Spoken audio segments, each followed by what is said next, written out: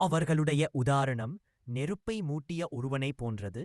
ஆனால் அது தன்னை சுற்றியுள்ளவற்றை ஒளிர செய்தபோது கடவுள் அவர்களை பார்க்க முடியாமல் அவர்கள் காது கேளாதவர்களாகவும் ஊமைகளாகவும் குருடர்களாகவும் இருக்கிறார்கள். எனவே அவர்கள் சரியான பாதைக்கு திரும்ப மாட்டார்கள். அதில் இருள், இடி, மின்னல் இருக்கும். அவர்கள் மரண பயத்தில் இடி முழக்கங்களுக்கு எதிராக தங்கள் காதுகளில் விரல்களை வைக்கிறார்கள்.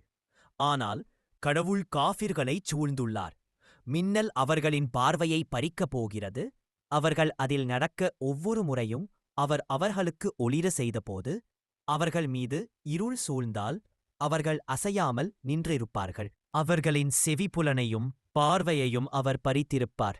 நிச்சயமா அல்லாஹ் எல்லாவற்றின் மீதும் ஆற்றல் மிக்கவன். மனிதர்களே, நீங்கள் நீதிமான்களாகும் பொருட்டு உங்களையும் உங்களுக்கு முன்பிருந்தவர்களையும் படைத்த உங்கள் இறைவனை வணங்குங்கள்.